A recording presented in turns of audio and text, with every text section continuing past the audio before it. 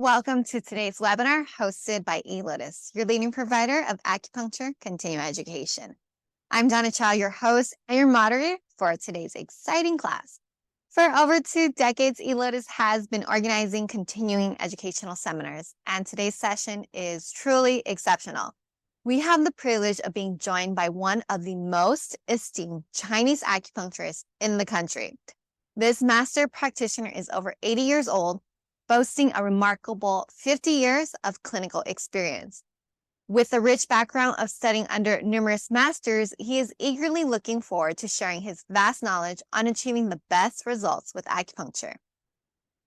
Today's class is Ashi Points for Chronic Pain, Master Lessons of over 50 years, presented by Dr. Kai-Fong Tiu. This class will run from 9 to 1 p.m. Pacific time, and we'll have a short break right in the middle. Before we delve into the class content, let's go over some important details regarding the chat room, questions for the instructor, and the CEU quiz. In the chat room, please set your chat preference to everyone so that everyone joining us today, all the attendees, can see what you're writing and be part of the conversation. For questions directly to Dr. Tiu, kindly type them directly into the Q&A box. And as for the CEU quiz, it will be available within 24 hours. So please look out for an email from us and that's how I'll notify you when the quiz is ready. So our speaker today is a highly skilled Dr. Tiu, renowned for his specialization in treating sports injuries and musculoskeletal traumas. With over 5 decades of experience, his patients often experience immediate relief and swift recovery from pain.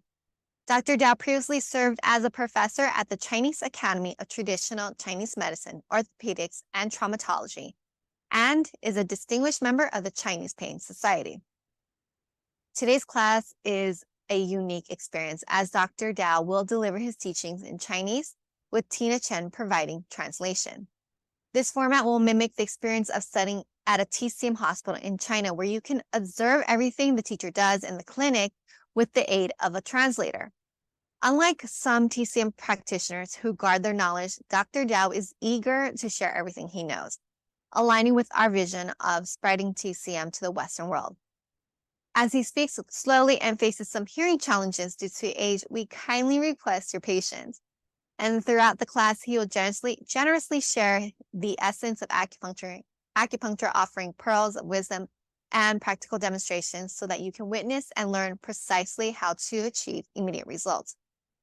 Don't be afraid to ask your questions because there are no silly questions. The more that we ask, the more that we can learn from Dr. Tiu's 50 years of wisdom. So let's embark on this enriching journey together with Dr. Tiu and Tina Chen.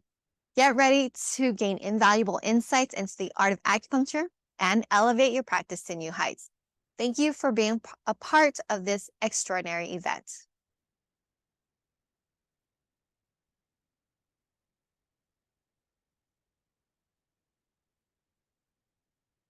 Good morning, everyone. Can you hear me? If you can, please type in the chat room, yes. Okay, good. Dr. Tiu 讲一句看看好吗？看看他们听得到你的麦克风吗？可以吗？ Can you guys hear Dr. Tiu? 听得见啊。Okay. Okay, great. Welcome, everyone. How are you all doing today? We're excited to come back with another round. Today is going to be a very exciting day because we have 4 or 5 different patients with pain on different parts of the body. So it will be very helpful to learn how he treats these kind of patients. Before we start, can you type in the chat room if you're new to today's class and new to Dr. Tiu? Please type in new so I know how many of you have. Wow. Oh, we have quite a few today. Okay.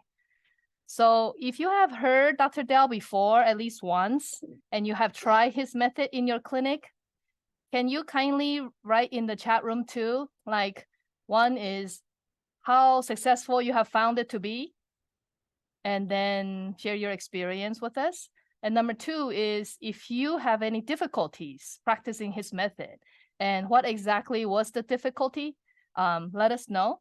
So if we have time today later on, he can answer your question on how you can improve, or what was it that was, bothering you at the clinic that you couldn't achieve the kind of result that he could. So we want to help, he wants to help you to practice his style better. Okay. All right. So today's class, if you have been here already, the overview goes like this. I'm going to go over all his clinical tips for the past 50 years that we condensed into the first half hour. Now, every time after a class is over, there are some new tips that we learn that I would put in too. So whatever we learned from the last class that's new, I also put it in today's PowerPoint. And you will see that I put a date on it, which is notes from the previous class. So if you have been to the last class already, you don't need to stay for this first section, some maybe 20 minutes, 30 minutes, you can come back. But if you like, you're welcome to stay and review, because most of the time when he starts doing the demo, you will see that, oh, you will have certain question about the technique or why he does a certain thing or whatever it is, that you can always come back to this first section of the lecture notes to find out the answer. Because sometimes when the lecture notes is posted like how I put it, where it's just the answer, you kind of don't relate it to the question until it comes to your mind when you're actually practicing. Okay, so let's get started here. So we'll do the intro first, and then we'll do the demo, and then we'll do the Q&A. Okay, Dr. Diao is how you pronounce his name, Diao Qifang in Mandarin. And in Cantonese is Dr. Tiu Kai-Fong. I don't know how to speak Cantonese, so it's something like that. Yeah, that's why his last name is Tiu. All right, so let's get started. First one is, there's so many styles of acupuncture, so many styles, and I love it. It's just like Kung Fu, right? You can go into Aikido, you can go into karate or whatever it is that, you fancy to learn. But for him, he studied with so many different teachers. He was practicing first in China, then he moved to Hong Kong. And then he had a Chinese association in Hong Kong where he invited a lot of masters from China. So thus he learned many different styles. Kind of like us here, we always, are inviting different speakers who are very good in their whatever specialty it is. So we get to learn everything. Actually, in fact, Donna and Sam probably are the people who learn the most lectures from all sorts of different styles. And it's very exciting because every single different type of style, I feel like it works for something different. There's strengths and weaknesses in each kind of style. And Dr. Diao finally, after 50 years, figured out that for him, the easiest to figure out and most effective is just do Ashi needling. But at first I thought, Ashi needling is easy, right? Just stick a needle in where it hurts, but it's not that simple. There's a lot more involved in getting really good results with Ashi needling. So let's continue and we'll explain why. Okay, I went over this already. So there's some key steps that you need to know. One is you need to ask the patient to identify the most painful area or the point. Have them point it out with one finger. If they cannot, at least that general area. And then after that, number two is you yourself need to palpate for any kind of cord or hardness or any kind of, changes in texture of the ligaments or muscle underneath. Okay. So number three, when you find the hardness or that point, the knot, you want to hold it with the finger, because he says many times that the tendon will, if you palpate it and then you let go and you come back, you might lose that exact point. So what he does is he always tells us that he's right-handed. So he says the left hand, which is the palpating hand, is more important than the needling hand, because that palpating hand needs to hold that tendon in place. And you will see that during his demo that he always would have his middle finger on the point and he would then needle. He never lets go of this finger. Okay, so number four is you use your right hand, right? Of course, then you needle into the point. And the number five tip, important, is that needle needs to elicit a de qi sensation, which is a kind of soreness, tenderness, the sensation that you want the patient to have when there is a de qi sensation. So that kind of soreness is not just pain. It's not like a sharp pain. It's more of a soreness and a distended type of sensation. If you don't have that sensation, then it's not going to be effective. Okay, so that's very important. He will keep going at it until the patient says they feel it. Okay, so some more tips here. I put in different slides. If you're looking for the knot or the cord or the Ashi point, if you cannot find it, you need to expand the area until you find one. Because sometimes where the pain is not where the problem is. It might be a refer type of pain. So you need to expand the area, okay? There has to be one. Number 2, the needling hand is not as important as the other hand, which does the stabilization. Okay, so tendons need to be slippery, all right? Now, I already went over that, so you can see that in action soon enough. Number 3, okay, so this depends on your patients, okay? He uses a gauge 30 needle, which is very thick. Recently, I have been working with another doctor who is doing another style. He works with fascia a lot. They use a gauge 44 needle, very, very thin, and very much like the Japanese type of needling. They use very thin needles. But Dr. Dell's Chinese style needling is to use very strong stimulation. Master Tong also uses actually gauge 28, I think. So they use very thick needles. So they're trying to get that very strong soreness and distended feeling so that you can just treat them once and for all and they don't need to come back.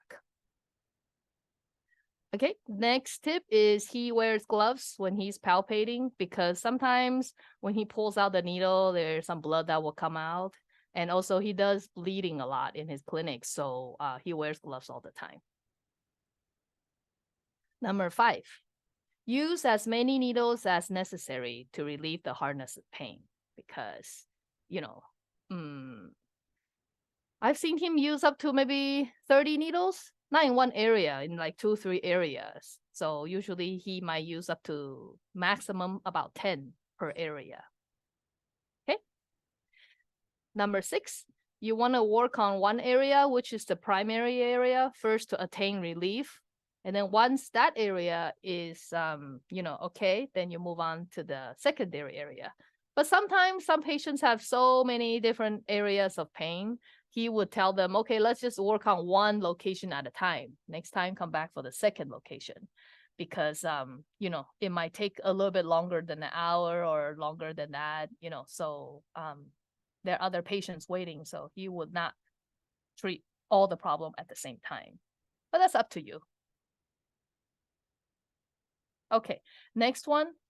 So this sensation of the qi, right? The soreness and distended feeling.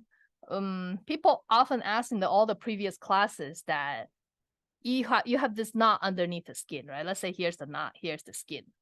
So when you're needling, do you touch the knot? Do you go to the middle of the knot or do you go through the knot? And for him, he goes through the knot. Okay, don't just touch it. You need to go through it and break it up. So the idea is you need to penetrate to break up the stagnation in order for it to be effective. Okay. Next one. When the patients are very sensitive to pain, before needling, you want to do cupping, or before you do bloodletting, you want to do cupping, because the cupping will sort of prepare the skin and prepare the area. Much like before you needle, you don't want to just needle, you want to tap around the skin, sort of to let the patient know, to warn ahead of time, or to let the skin know something's going to happen in that area. And when he does the cupping first, that desensitizes the area. Then when you're doing the bloodletting or doing the needling, it doesn't hurt as much. So usually these are for patients who are more sensitive, to pain, or people who, sensitive is a good word. I don't want to use any other adjectives. Some people like to complain a lot. Those type of patients, maybe you should do the cupping first too. Okay, number 10. Now, he doesn't leave the needles in for 30 to 40 minutes. So he says that if you have attained the qi sensation, it's fine to remove the needle because you have already, broken up the stagnation. However, most patients still prefer for you to leave the needles in for a while so they can rest and relax. And this is funny. He just says it straight. I think by the time you're 80, it just you just don't sugarcoat anything. Whenever I ask him questions, sometimes the answer is really funny. It's just really how it is. They feel like, oh, okay, I feel like my money is worth a little more when I can sleep in your clinic, And then, really, if they are able to fall asleep, the treatment effect is usually better too, right? So if you have time, let them do that. I think it's a good idea. If you have a lot of patients and you don't have time for doing that, they will still get the same treatment result.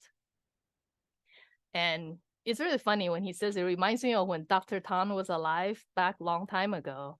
And he told me that there was this one patient, he said that came in with back pain.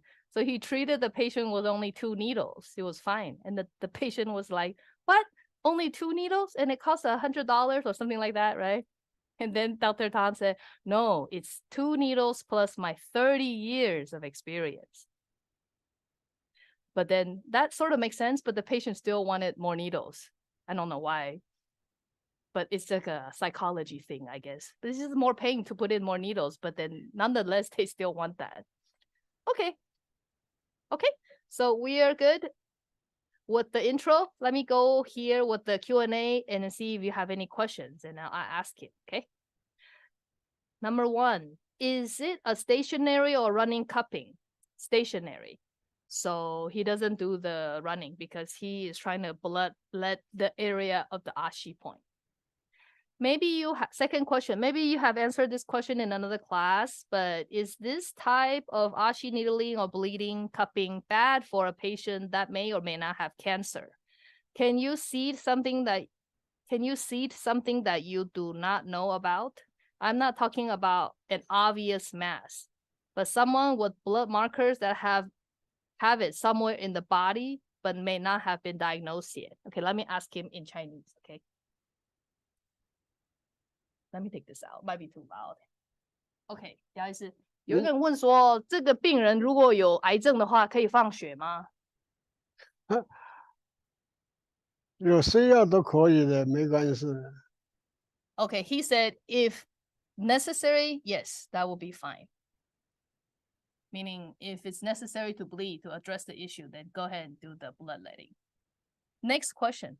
I have a patient with osteoarthritis in the knees. He is in his 60s and very active, working out a lot. However, he can no longer run because of osteoarthritis. Can I wet cup his knees or use a 7-star needle and squeeze the blood out? 他有一个病人啊，60岁，然后是退化性的关节炎，就是膝盖退化性的关节炎。那这种的啊，它可以放血嘛，在膝盖上面，还是用那个7星针那个梅花针来敲一敲，然后用挤的，哪一个会比较好？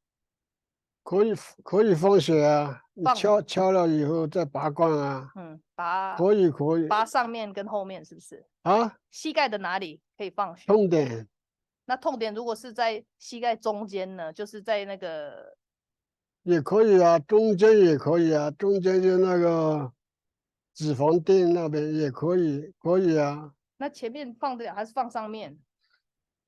痛点放啊，都是痛点放。在前面的。痛点骨膜放也可以啊，骨膜这个放得上的这个都是骨头，怎么放血？吸不好，那个吸不能吸呢，挤啊。OK。挤。Okay, so he said that yes, you can bleed the knee. And then I asked him, the next question is, there's like all these bones on the knee, right? How can the cup fit? Then he said, if you're able to fit a small cup, then you can bleed with the smaller size cup where the Ashi point is. If you cannot fit a cup, then do what you just suggested. Use the 7-star needle and squeeze, or you can use other lancet needle and you need to squeeze the blood out. Okay, next question. Any recommendation on the gauge and type of lancets? 说那个放血啊，你有什么建议？是要用多粗的针吗？还是我们给他看那种就好了？吃那种还是粗一点的，我现在用的就是最粗的了，最初是几个20，好像就是普通那个普就通放血针啊，糖放血针，尿病的放血针嘛。对， He uses the standard lancets that diabetics use. So he doesn't use a freehand tattoo needle or syringe needle. He uses just the standard one that you can buy at any drugstore. Next question. For patients who have arthritis in the joints and in their fingers, how do you suggest bloodletting since the area is too small for cups? So Erica, he's gonna demo that today. We have a patient with that. So he would, it was in the slides, the answer. So this is what I mean, when we go over the notes, it's really just a statement. But then if you think of it in terms of a question, actually you can remember better, for me at least. So one is, he will find where it's swollen. He will bleed those with the lancet needle and then squeeze if necessary. But if the blood just comes out naturally, you don't need to squeeze. Second is you will bleed the painful areas, the joints. Okay, next question. Is bloodletting still allowed in our California scope of practice? That is a good question, I think Donna asked them that specifically. They always say ask the California Health Department or ask your lawyer. So I don't know what that means. Maybe you can ask them, see what they say. They give you the same answer. Okay, next question. After cupping, I found hard under the skin. Is it knot or swelling of blood vessel? 有人啊，他拔罐以后啊，这个组织下面就会觉得硬硬的啊。他说他摸那个皮肤，觉得下面好像硬硬的。这个是为什么？是因为那个血管被刺激到肿起来，还是因为？不是，他一般吸完以后会肿肿的，不怕。不怕，很快就消的。那肿起来是为什么？是因为你拔罐？这拔罐以后充血啊。哦 ，OK。它乳淤血出来以后，还是有点充血，表皮那边还是有淤血的。Okay, so Joe, he said it's fine. That's normal because after you do cupping, the local area will be, swelled because of blood. That is there in the area. It's a little inflamed, but it'll go away fast enough. It's not because the swelling of blood vessel, because it's sort of like the idea of guasa, the micro capillaries will break a little. There will be a little bit of subcutaneous bleeding. Okay. Per the slide about the sensitive patient, will the cupping be stationary or running? 要是你有用过滑罐吗？啊，滑罐。有啊。你也有用滑罐，那放学的时候不用滑罐吗？不用啦，是那里通风，往那里写出来就好了，没有那么复杂，没有搞那么东西。Yeah. So no, he also says he does running cup. Like you glide the oil and glide the cup. But if you're bloodletting, he said that doesn't make any sense. You need to just find where the Ashi point and bleed there. Okay. How do you prepare the patient so they're comfortable with the idea of bloodletting, especially if they can see the blood? Jennifer, that is a good question. I don't have a good answer for you. Most of his patients are Chinese, so this really in our culture is not a big deal. But I can see how non-Chinese patients may have this discomfort. I think there is a nice proper way to tell the patient. I have heard one time from a client of mine that they don't even tell them that they're gonna bloodlet them. They just tell them that I'm gonna bleed you. I'm sorry, not bleed you. I'm gonna needle you. Some blood might come out. In some patients, and they're okay with that.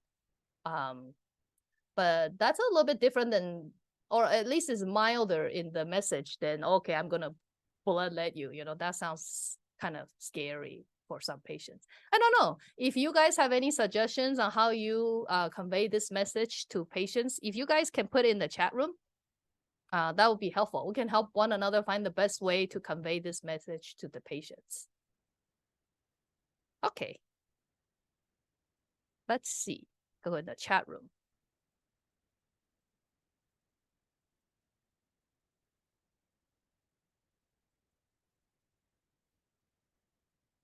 Do you notice a difference in treating patients in Americans versus treating patients in China? Oh, yeah, it's very different. I can tell you that answer because treating patients in China, Chinese patients, they are very familiar with acupuncture and herbs, so nobody will ask a lot of questions. They just come in for the treatment. And Chinese patients here in the United States, they will come to you maybe twice, 3 times the most. If you don't produce any results, they will not come back.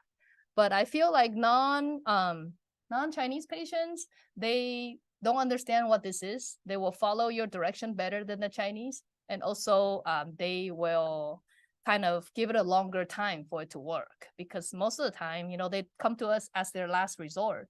But Chinese patients will expect you to do a miracle within 1 or 2 or 3 treatments, whereas the others, are more sensible, I feel.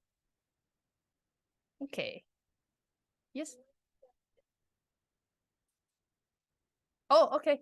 Okay, so I'm gonna write down your questions and then we'll do it at the next Q&A session. So we'll start with the demo. The patient is here. So let's do a 5 minutes quick break and we'll set up the table. All right. If you have any questions, can you type it into the Q&A so I can read it easier and then I can translate faster?